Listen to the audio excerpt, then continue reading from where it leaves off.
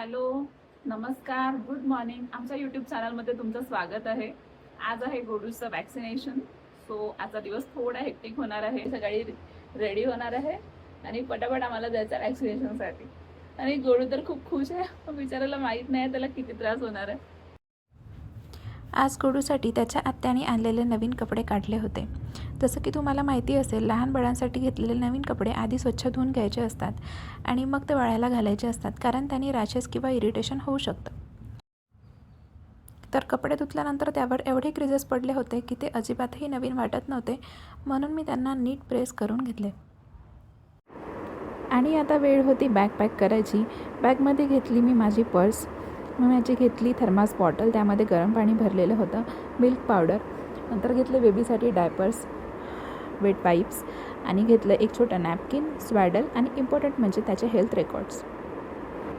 आणि लिटरली यावेळी मला फील झालं की ओ माय गॉड, हे सगळं मी काय भरायला लागली आहे माझ्या बॅगमध्ये. नंतर गोडूची आंघोळ झाली होती आणि तो रेडी झाला होता नवीन कपडे घालून. नंतर त्याला एक नजरेचा काय टिका लावला, जे काजळ माझ्या आईने बनवून दिलं होतं. आणि तुम्ही कोणतं काजळ वापरत असा? तुम्ही बाहेरचं काजळ वापरता काय? मला कमेंट करून नक्की सांगा. गोडू आज 2.5 महिन्याचा झाला होता. सो आज त्याला रोटाव्हायरसचा सेकंड डोस लागणार होता. रोटाव्हायरस हे एक ओरल वॅक्सिन असतं जे वॉमिटिंग आणि डायरियापासून प्रोटेक्ट करतं, म्हणजेच इनडायरेक्टली डिहायड्रेशनपासून वाचवतं. त्या वॅक्सिनचा इफेक्ट मॅक्झिमाइज करायला 30 मिनटं ते 1 तास वॅक्सिन दिल्यानंतर फीड देता येत नाही.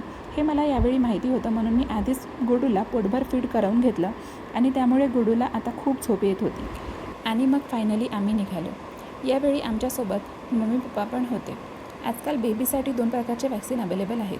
एक असतं नॉर्मल वॅक्सिन आणि एक असतं पेनलेस वॅक्सिन. रिसर्च सांगते की दोन्ही वॅक्सिन हे इक्वली इफेक्टिव्ह आहे. पेनलेस वॅक्सिनमुळे बेबीला वॅक्सिन दिल्यानंतर कमी पेन होतं, फीवर पण कमी येतो आणि इंजेक्शन साईटला स्वेलिंग पण कमी येते.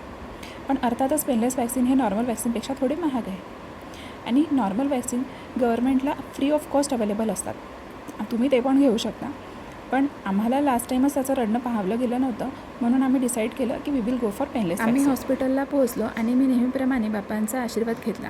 गोडूचा जन्म अनंत चतुर्दशीच्या दिवशी याच हॉस्पिटलला झाला होता, म्हणून मी इथे आले की बापांचा आशीर्वाद घ्यायला कधीच विसरत नाही. रजिस्ट्रेशन झालं, गोडूचं वेट केलं आणि थोड्या वेळातच आमची टर्न आली. सारंगला इंजेक्शनची जाम भीती वाटते, म्हणून इंजेक्शन द्यायची जेव्हा वेळ आली तेव्हा तो रूमच्या बाहेर आम्हाला सोडून निघून गेला. असू द्यात. गोडूला खूप दुखलं, बिचारा रडला. त्याच्या दोन्ही पायाला 2 इंजेक्शन लागली होती. त्याला पाहून मलाच कसं तरी वाटत होतं. थोडा वेळ रडरड करून बिचारा झोपी गेला. आणि मग आम्ही घरी पोहोचलो. गोडूला आज 3 वॅक्सिन लागले होते. एक होतं रोटाव्हायरस, दुसरं होतं न्यूमोकोकल पॉलिसॅकराइड वॅक्सिन जे न्यूमोनियावर दिलं जातं, तिसरं म्हणजे हेक्झासिन.